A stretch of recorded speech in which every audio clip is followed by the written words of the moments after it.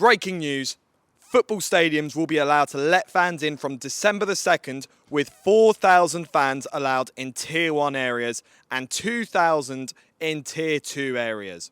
That is the latest news. Now, I can tell that you think by the title of this video, I'm going to be like, oh, strongly against this shouldn't happen, this, that, the other. But no, it's actually not like this at all, to be honest with you. It's just my own personal opinion. But before I carry on, if you're new to this channel, please do hit that subscribe button, smashing it in numbers at the moment, so let's keep the numbers up. But yeah, I thought I would just do a video on my thoughts on football fans being allowed into stadiums from 2nd of December. Now, I've been looking at the reactions from Twitter. A lot of people have been celebrating. I disagree with the viewpoint of it in terms of something whether we should be happy about it or not. I'm happy about it in the sense that it's progress in terms of football fans, finally being able to watch the beautiful game, as we call it, but it's not really much progress other than at least football fans are allowed in. The reason why I say this is simply because of this. It still will not be the same.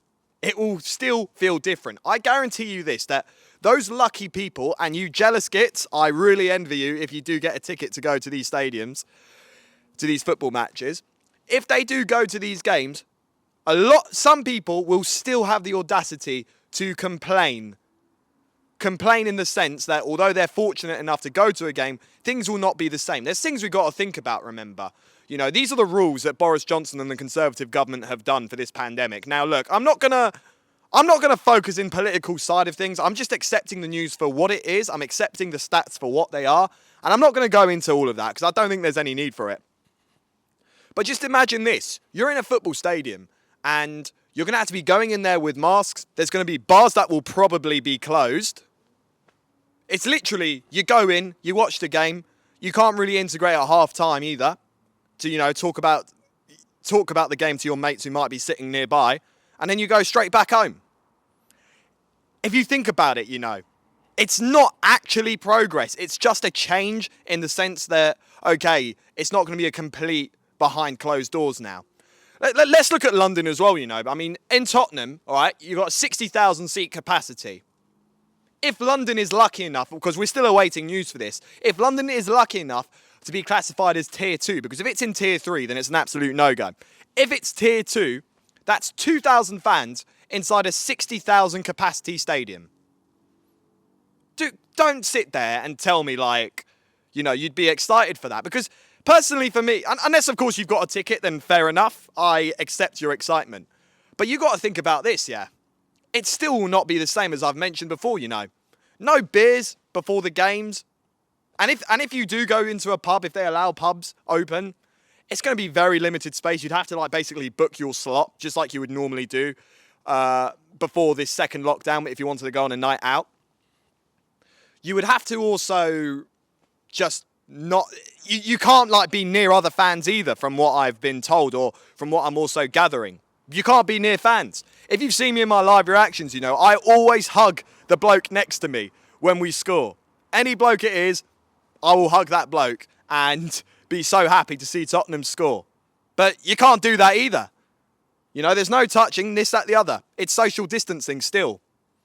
And honestly, I'm not sure how successful this is going to be. We're still waiting for vaccines and that. But in conclusion, I just don't think that it's as happy as people... the news is as happy as people are making it out to be. Okay, so upon editing, I actually just realised I forgot to mention one key detail, and this is actually a positive because this plan is actually designed for all football clubs. So be it a Premier League side or a League 2 side or a non-league side, at least we can see that this will actually highly benefit the smaller clubs because they've been suffering the most in this pandemic, and to have 2,000 fans allowance inside their grounds is brilliant. In fact, that would actually encourage me to want to go to a smaller club ground. They can take my money and my money will go to their club and help, carry on their existence. So, you got to look at it in two ways. So when I said earlier, it's not particularly happy news. It is happy news for others, people who have been following smaller clubs for all of their lives and they get to watch a game, in bigger numbers as well than what you'd see in Premier League. So, that side of things, I would be happy about personally. But anyway, back to the video. Because let's face it, I'm probably not going to be able to get a ticket. You know, I'd be lucky to go to a few games, personally speaking. Because I don't even know how this is going to work. You know, who are they going to pick? Are they going to pick the corporate lot? Are they going to pick, like, you know, people from a lucky dip?